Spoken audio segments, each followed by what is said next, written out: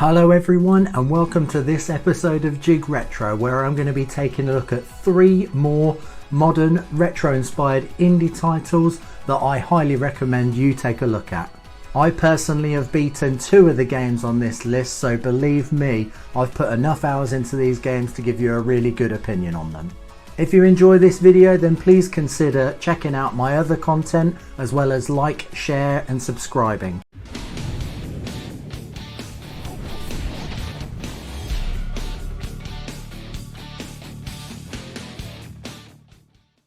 This will mark the 7th episode in this modern retro inspired video game series for me, and I think the subject on the whole is kind of evergreen because there's so many awesome releases on such a regular basis. The Nintendo Switch especially just seems to go perfectly with these kinds of games, but I do recommend that you check them out on whichever system you've got hooked up at home. These types of games at this point have struck a perfect balance between being inspired by retro video games but not being hampered by the limitations that we saw back in the day. These games that I mention here, as well as games that I've mentioned in previous episodes, are surpassing the things that have inspired them. Gamers who are only focused on super modern AAA style video games are missing out on some quality, in my opinion. The first game I want to highlight is actually a sequel to a game that I've mentioned in a previous episode. This is Blasphemous 2, which is a 2D Metroidvania style Souls type of game, brought to you again by Game Kitchen. And let me tell you, this game takes the solid foundations of the original and ramps things up in every area. The graphics have had an improvement, most notable the main character sprite. There are now 3 weapons to choose from the start, although you still unlock the others as you go, and your choice may depend somewhat on your own preference of gameplay, or depend on how proficient you feel that you were with the weapon from the first game. With that said, you do have to be proficient in all 3 and have them upgraded fairly equally in order to beat the game. It had been quite some time before I'd played the original game, so I opted to start with the huge metal ball thingy on a chain. This is a slow but extremely powerful weapon, and that negates the requirement of parrying incoming attacks. I feel that the balancing of this game is much better than the original, and the exploration of the map is much easier to negotiate, with the main few objectives clearly marked on the map to at least show you which kind of direction that you're heading for.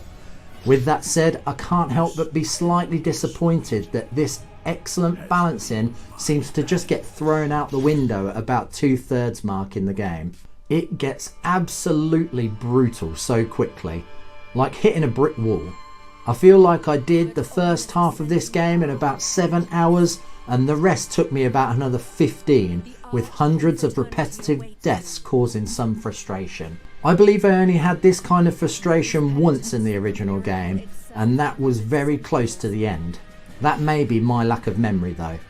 The cheapest part for me is the excessive use of mandatory challenge rooms where you have to survive multiple waves of enemies. I feel that this game didn't need them, or it could have been much more enjoyable with a lot less of them. Another slight disappointment for me was the cutscenes. They moved away from the super atmospheric pixel art cutscenes from the original game, which kind of reminded me of the cutscenes from a game such as Another World, to a more traditional animation or cartoon style. This may be personal preference, but I much preferred the first game's cutscenes. Please don't take these criticisms as a slight against this game though. The first game is one of my absolute favourite indie titles of all time, and this one was absolutely phenomenal to play through. And even the difficulty, although frustrating at times, every run you made you could feel a slight improvement, and the feeling of achievement was exhilarating. I'm not heading back in a hurry to get the second ending to this game though, like I did with the first game. I don't think my nerves or patience could handle it.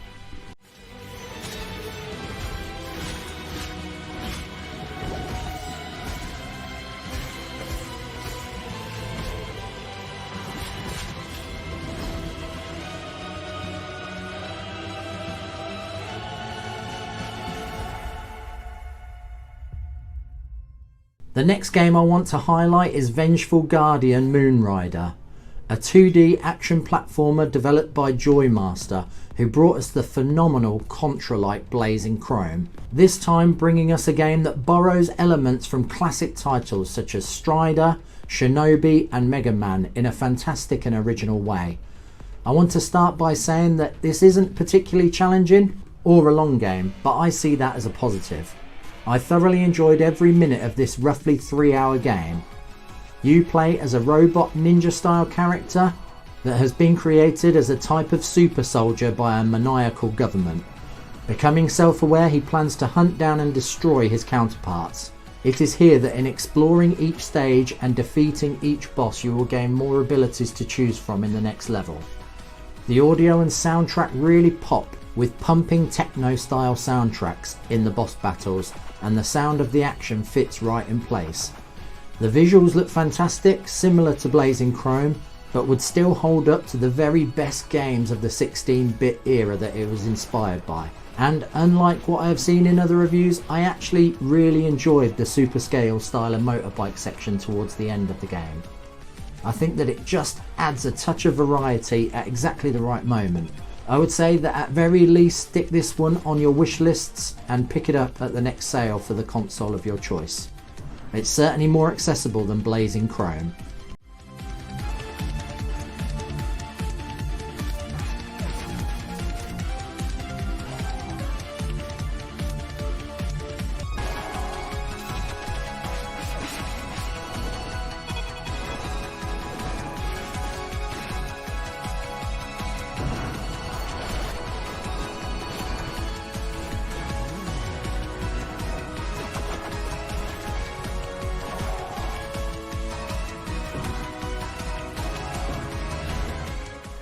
Final Vendetta is an excellent beat-em-up which was unfortunately somewhat overshadowed by the release of the stunning Streets of Rage 4 in my opinion, and that fact in this game's case is not very fair. Developed by the UK's own Bitmap Bureau, who brought us one of my absolute favourite pick up and play games, Xenocrisis. This one has a very arcadey, Neo Geo style aesthetic down to its chunky sprites and the control tutorials before play. It has obvious influences from the likes of Final Fight and Streets of Rage, but interestingly, where those games kind of rely on simple fun and repetitive play, with mates, this one provides an actual challenge and rewards improving skill. You won't just cheese through this one like you did Streets of Rage 2. By the way, I'm not belittling that game's sheer magic when I say that, but this is a refreshing change to the genre. Some will definitely criticise this game for originality as it sticks to all of the formulaic tropes, but the UK setting as opposed to the usual American street setting is a refreshing touch, and the almost bold move to stick to a one-credit format really makes you work for and enjoy every moment of this lovingly stuck in its ways arcade brawler. One last fight.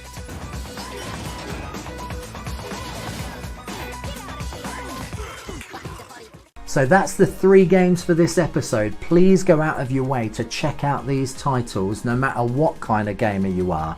I am sure you will be pleasantly surprised by these games.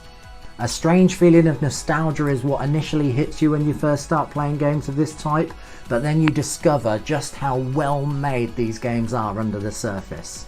Please feel free to comment down below on any quality retro inspired indie games that you've discovered. I am really passionate about these games and I will be glad to hear about more that I can play. They might even make it to a future episode.